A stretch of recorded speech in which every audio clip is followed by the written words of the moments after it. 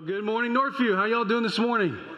It is so good to see you. It's great to be connecting with everybody that's watching online. We're glad you could connect as well. As Chris said, welcome to week number 2 of For the One. Guys, as a church, our mission is to help take one more step with God. And that's something that we are so committed to. And that's why we love this moment that we're in as a church, because it really gives us a chance to flesh out that mission and get really practical on how to enhance that mission and how we can do things at an even greater level than what we've been able to do in the past. And, we believe that God values every single person. Every single person matters to God, every last one of them.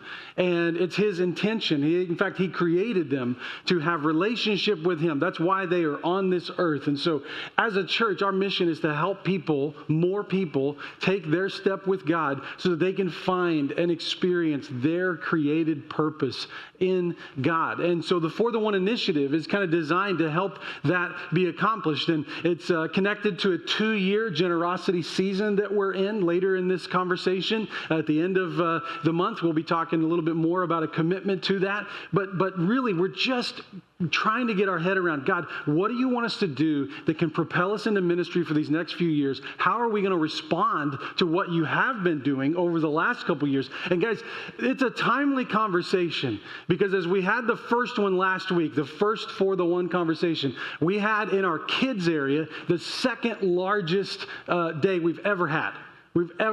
Okay?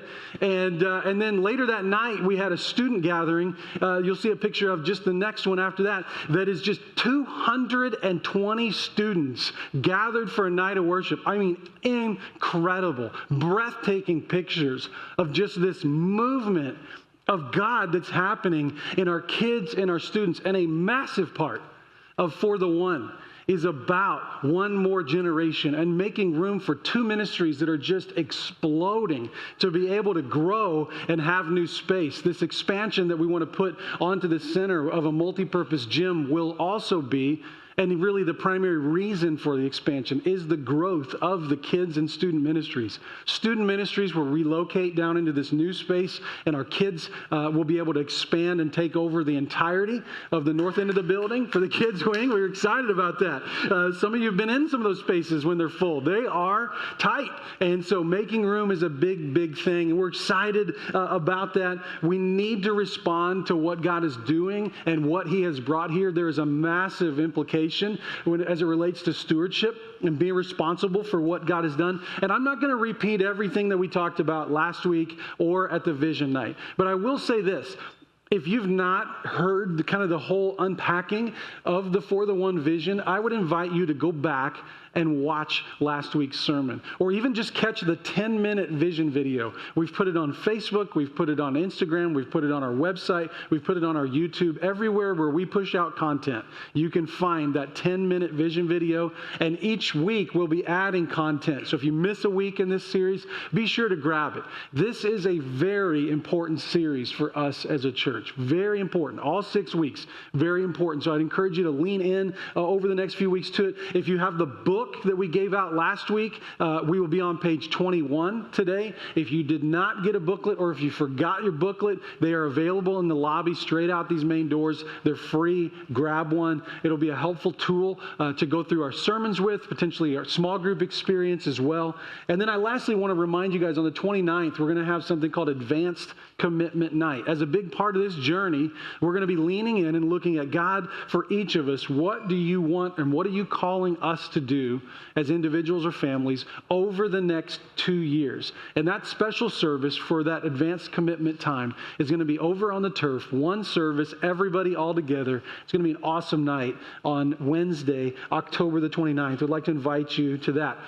As a quick reminder, the inspiration for the One came from the 2 things. The parable of the lost sheep, where Jesus said, if a shepherd has 100 sheep and loses one, doesn't he go out and try to find the lost sheep? And we said, of course he did. And we said, gratefully, God has done that for many of us.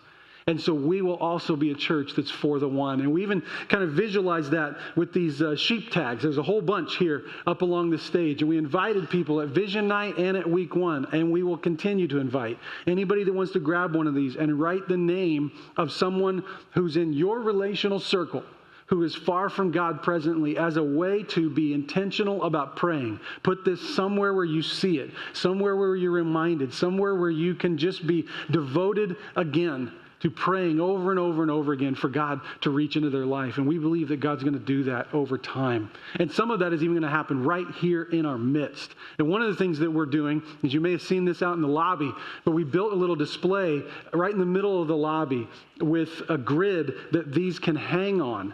And as people are baptized, what's going to happen is they will then sign one of these and they will take it out and hang it. Sometimes there's even going to be people that are baptized who you've been praying for years, and they're not even going to need to fill one out because you've already been praying over one forever, and they can take that one and hang it out there.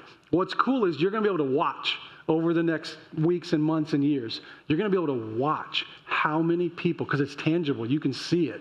3 last week, already hanging on that grid from last weekend, and it's just going to build over and over again over time. So we're excited about that. The other inspiration is a chapter in 2 Corinthians, a few chapters in 2 Corinthians actually, where Paul is having a dialogue with a church that he's planted a few years earlier, and he's talking to them about ministry. Specifically, this chapter 5 lays out a handful of reasons why he's for the one and why we are compelled to be for the one. In fact, he says in verse 14, Christ's love compels us. That's going to be our key word today.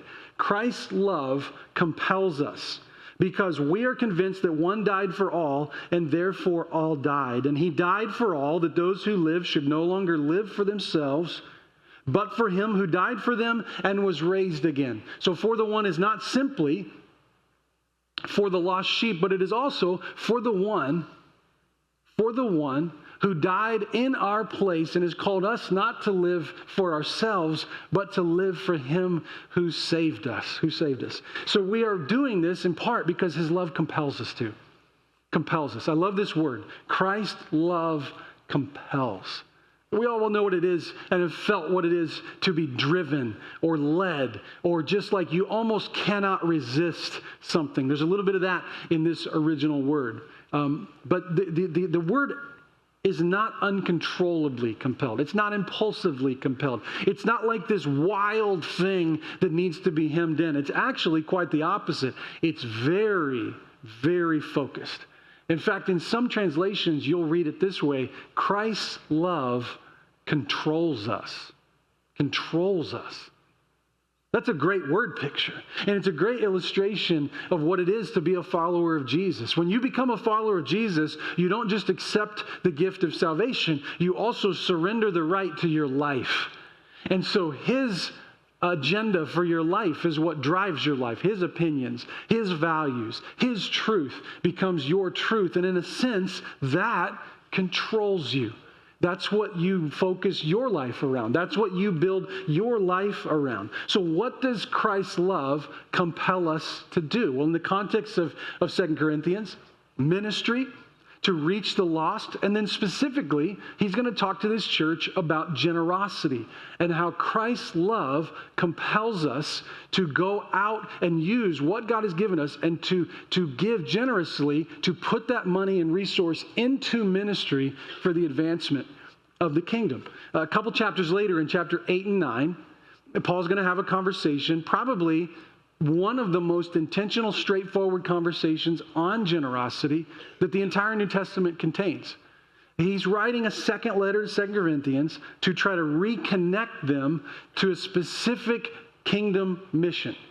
In his first letter, in his first planting of the church, they got connected to a kingdom cause in Macedonia with some churches that needed some help. Corinth had more resource. They were starting to be a partner in ministry. And then there's a little disconnect that happens between 1st and 2nd Corinthians, between the church and Paul, the planter of that church. And so he's using 2 Corinthians as a chance to reconnect relationally, but also to reconnect the ministry of generosity to this church and try to reconnect their support. And so he says, and we're going to read chapter 9, some for there today, chapter 8 in the coming weeks. But he says in chapter 9, verse 6, he says, this is the why behind generosity. He says, remember this, whoever sows sparingly will also reap sparingly. Whoever sows generously will also reap generously. Each of you should give what you've decided in your heart to give, not reluctantly or under compulsion, for God loves a cheerful giver. And God is able to bless you abundantly, so that in all things, at all times, having all you need, you will abound in every good work.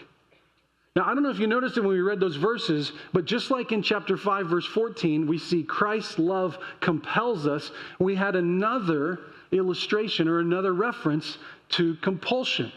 It happened in verse 7, where he said, each of you should give what you've decided in your heart to give, not reluctantly or under compulsion. And it almost seems like these two ideas are competing against each other.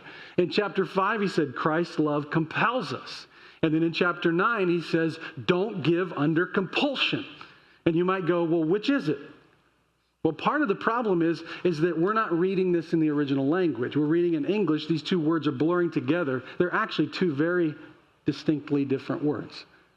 The first time when Paul says Christ's love compels us, he's talking about a very controlled, very focused, even described sometimes as hemmed in or complete. The other time when he says don't give under compulsion, it means to give with pressure. It means to force, to coerce, to give no option. Some of you guys might have seen this thing that went down. It went viral last year. There was a pastor who was talking about a kingdom cause and generosity, and he literally stood up on stage and told the ushers, guys, shut the doors. Nobody's getting out of here. We got to raise $40,000. We're not getting out of here before we raise $40,000. There's this many people here. If everybody gives this much, we can meet this need. We can figure this out. Everybody, guys, shut the doors. We're not getting out. You can probably imagine that didn't go very well for him. Some of you who are here, and maybe you're a guest with us this morning, and you're like, I came to the giving sermon. The first time I've been to church in a long time, and I came here. Listen. This is a special conversation for us as a church. It's one that's needed because of the ministry season that we're in. We are on a mission. We are on a mission, and that's why we're having this conversation. But if you are a guest here at Northview, and you're still trying to figure out what next steps of faith are for you and God, hear me. This is not an expectation for you. It is an invitation. Unashamedly, we invite you to be a part of what God is doing here. And as a part of my job, standing up and stumping for the kingdom and for Jesus above all else, I will do this with every last breath I have because I believe that the kingdom and Jesus are the greatest treasure in the entire world. And more than anything that we would want from you, it's about what we want for you and the conversation that this creates about where our identity is and where our values are incredible. But what Paul is getting at, and he starts this with the idea of compel, not that we would give under a forced hand and you are forced to give, but he says Christ's love compels us in the area of generosity. And so he points us to what has Christ done for us. It's like he sets the bar. And the heart of this entire conversation on generosity, you got to hear this. The heart is this, that God's generosity to me compels my generosity. To others, to the kingdom, or in general. It always starts, this conversation starts with reflecting on how generous has God been to me. Let me tell you why this is important, because for a lot of years, and I mean way too many than I would like to imagine, even many of my Christian adult years, I saw generosity through the lens of, I have to dig deeper. It's about me. It's about me. It's about digging. It's about pushing. It's about challenging. It's about pressing. Let me ask you a question. When it comes to the Christian faith, how much of salvation is about me? None. Salvation is about the fact that I can't do this on my own. I don't have enough to do it. I don't have what it takes to make relationship right with God. It's about God sending his only son in place of what I couldn't do and giving me a gift that I couldn't earn and saying, here, now that problem is taken care of. That has been paid. That has been settled. You didn't do it. I did it for you. Why is it any different with generosity? What I'm saying is generosity isn't about giving our best. It's about allowing His best to flow through us. That's a totally different mindset. When I think about, I got to do my best, that's one line of thinking. But when I think, God, what was your best that you showed me? And how do then I take what you have shown me and allow that to flow through me? That's a completely different conversation. And that's what we want to invite you to think about. Because my conviction is that if you have experienced life with Jesus, if the gospel has connected to your heart, you can't help but be generous. Because you see what God has started with, what He has done first. Our God is a generous God. He is a generous God. Romans chapter 8, verse 32 said, He who did not spare His own Son, but what? Gave Him up for us all. How will He not also, along with Him, graciously give us all things? So I love the words of that last song that we sang this morning, just talking about no possession, nothing of this earth could ever satisfy or could be greater than the gift that we've been given by God through His Son Jesus, because He gives us rest when we're weary. He gives us peace when we're fearful, joy when we're sad, comfort when we're sorrowful, forgiveness when we're guilty, hope when we're doubtful, Jesus for salvation, the Holy Spirit for a comforter. I mean, He has given us so much. And so the origin or the start place for this conversation is, what, God, have you done in my life? And then it becomes, is there evidence in my life of your generosity shown to me through my generosity? Is there evidence? Is generosity to me evident in my life? When it is, there is this ripple effect, this spillover, where what we see and experience and do starts to spill over into other people's lives, and then it starts to spill over into more people's lives and more people's lives, and then you start to see something really incredible happen. To show you a picture of that, I want you to turn your attention to the screen and check out this video from a family here in our church. My wife and I started coming to Northview about 4 years ago. We had come here for a couple Christmases, a couple Easters with Mom and Dad, and finally gave it a shot. And when we walked through, realized it was the feeling that we had been looking for. It was warm, felt like family immediately. People cared that you were there. It was a great fit for us. When Dee and I started raising our kids and looking at, it was easy for us to look around in the area we grew up and see what kids were successful in what ways and things like that. And even talk to one of my aunts and uncles who raised 2 kids, and they went to college and started careers and things like that. And we asked them, what's the secret to your kids versus other kids? And one of the first thing they said was, get them in church, make sure they go to church every Sunday, know who their friends are, and know what they're doing. So that was one of the things that how Dee and I started knowing what to do also. So Yeah, I don't think it's crazy to follow Jesus. I think it's crazy to not follow Jesus, right? And that's a perspective that I've gained from looking into it a lot, right? I had a little bit of a rough go in my 20s, and I always believed in Jesus. I always fully believed in God. But when my story is not unique. I went to a secular university and, lost touch with any sort of church for almost a decade. And it took me a while to get back to that, feeling the importance of that sense of community. But when I did, it kind of lit a fire of, okay, for the first half of your life, you believe in Jesus because your parents believed in Jesus. What do you believe? the legacy of being a good and faithful servant. And even now I can look back over our lives, Dee and I, and see, that there's lots of changes, there's lots of challenges as you go through life, and I can look back and see God was there for us every time. He steered us in the right direction every time. One of the things that Dee and I have always let our kids know through maybe notes and birthday cards, maybe just telling them sometimes, but God rewards obedience. So always try to be obedient to God. And we're examples of how he's led us through life and blessed us. And he blesses obedience. I think being compelled by Christ to be generous is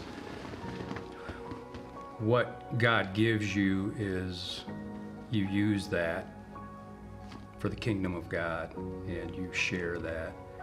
And that's been a lesson I've had to learn, because when you feel like you're successful, you feel like you're successful, and you have to realize you're not successful. God's successful in your life. What are you going to use that for? You sit down and you set the standard. You decide together with your wife, what are we going to be able to do?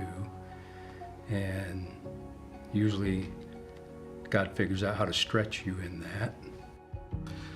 Yeah, financial generosity for me has always been easy, but it's not. That's a privilege that I recognize that I have. I've never wanted for anything, and I've gotten a front row seat to see how hard my mom and dad have worked their entire life. Nothing that they have is without great sacrifice and without, loads and loads of effort. And I've just always really appreciated that.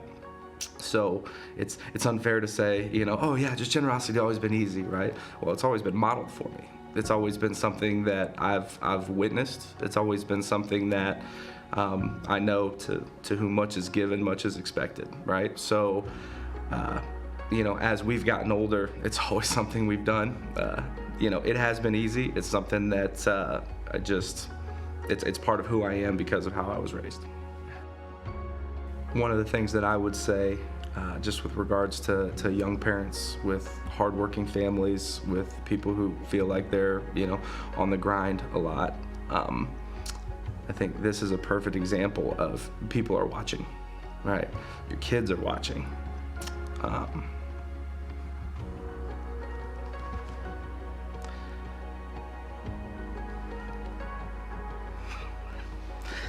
Your kids are watching, and you don't know now. Who knows? I don't know if everybody gets to feel, the way I feel about their parents. I guess I say I know people don't, but it has driven me. People are watching. The example that you set matters, whether you know it now, whether you know it 10 years from now, maybe it'll be 20 years from now, but just stay the course. I love that story, and I love the joy and the intentionality towards generosity that both generations speak to, but I really love the legacy piece.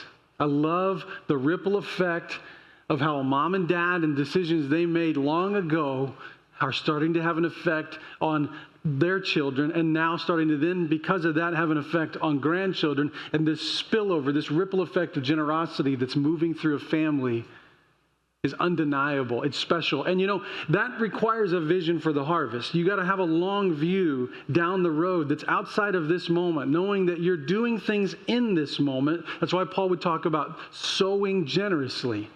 Part of the hard part of sowing seeds is that you have to wait after they get planted, and you don't necessarily get to control all the timelines, and it takes a while. You have to be patient. But a vision for the harvest, a vision for the future, is what pushes you in the present to respond.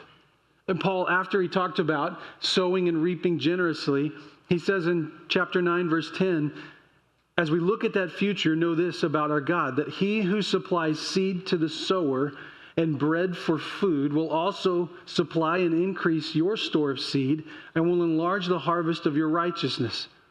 And you will be enriched in every way so that you can be generous on every occasion. And through us, your generosity will result in thanksgiving to God. This service that you perform is not only supplying the needs of the Lord's people, but is also overflowing in many expressions of thanks to God. Because of the service by which you have proved yourself, others will praise God for the obedience that accompanies your confession of the gospel of Christ, and for your generosity in sharing with them and with everyone else. And in their prayers and in their hearts will go out to you because of the surpassing grace that God has given you. This is a captivating picture of the future, because there's at least a handful of things that Paul talks about there that are so compelling for the present as it relates to this generosity conversation. He says, first, God will supply and increase you when you're generous in ways beyond what you can with your own resources. Not only that, he says, you give, but you'll be enriched. And you will have opportunities because of initial generosity. You'll be enriched and you'll have opportunities for even more generosity. Thirdly, he says your generosity is going to bring others to a place where they give thanks to God. Your generosity, specifically kingdom generosity, connects to ministry, and in those ministries, somewhere down the line, someone hears the gospel, and they find out about Jesus, and they find out about his love and his presence in their life, and they respond to it, and they did so because someone down the line earlier was generous. He says your life, this is the fourth thing, will be intertwined with others in an eternally significant way. Here's what we're trying to have this conversation about as a church over these next several weeks as it relates to all that God gives us, all that God gives us. Here's the point that Paul is making. If we just keep it all, then what we keep is all we have. But if we sow it, God will multiply it. If we keep it all, that's it. That's as far as it goes. It comes to us, it stops with us. But if we sow it, God multiplies it. You know, our friends at Beasley's tell me that in an average year, on an average tree, 300 of these guys will be grown. And that inside of this apple, there's going to be somewhere between 4 and 10 seeds. For easy math, let's just say 5. 300 apples, 5 seeds per apple. One apple tree then will produce 1,500 seeds every season. And those 1,500 seeds will then potentially produce 450,000 apples. Those 450,000 apples will then produce 2.25 million seeds. Each of those seeds, one tree who yields 300 apples per season, 5 seeds per apple, 1,500 seeds per year. You can see where this math is starting to go. Let me ask you a question. With everything that you have been given by God, do you just want to eat your 300 apples and let it all die with you? Or do you want to plant an orchard? Do you want to take what God has given you and you'll have all you need, and then take some of that seed and plant that and put that into something that will far outpace your efforts, what your meager investment is, not just in this life, but in the life to come? To get a vision for what God could do with what we have been given, you have to have a view of the harvest. You have to have a view of the future. It's been said about this apple that we could easily count the number of seeds in this apple, but we will never be able to count the amount of apples in the seed. God is inviting us into that conversation, but most of us live most of our lives focused on, I'm just going to eat mine because it's mine. But don't you see that it's just all we have then at that point? And God's promised to always take care of us and never allow us to not have enough, but he's inviting us to trust him with that which he's given in a powerful way. That's why I want to invite you to consider in this season, maybe starting even today, to take your next step as a generous person. And maybe this next step is a first step for you. Literally, maybe this could be a season where the first time in your life you were generous. For the first time, it was not about consuming. It was not about you. It was about, God, why did you put me here on earth, and why have you blessed me the way you have? Part of that is so that I could be a blessing to others, and I'm going to be more intentional about that starting now. Maybe your next step is not so much initially, but it's more going to be consistently. It's not sporadic anymore. It's not like as my heart is moved, but I'm going to be more consistent with the way I give. Maybe you would even say, I'm going to move towards intentional. Because I know that if that's the math on an apple, what's the math on a kingdom? And if more seeds create more fruit, then I'm going to start chucking seeds everywhere. Like I'm going to be looking for ways to find more seed, right? I mean, if this is the way this works, if this is the way this goes, I'm going to be looking intentionally at the way I spend my money. I'm going to be looking at how we're orienting our finances as a household. And I'm going to say, where are our priorities and where can we get a return into an eternity? Only one place. That's where we're going to put resource. We're going to think about eternity as we look at what God has given us. I want to invite you into this conversation, but you know where it starts? I want to go back to what we said first. This whole thing starts not from me digging deep into what I have and operating out of my own strength. This conversation starts with gratitude to God for what He has been generous and how He has been generous to me. So that's where we're going to go today. That's where we're going next, is to say thank you to God. And in our heart and in our mind, get a sense and capture, God, how generous have you been? So generous that my life lived in response is the most humble and meager thing I could give, but you have me. You have me. And I'm here to say thank you for what you've done. So if you would stand with me and join me in a word of prayer as we get ready to worship again, to say thank you to God. Heavenly Father.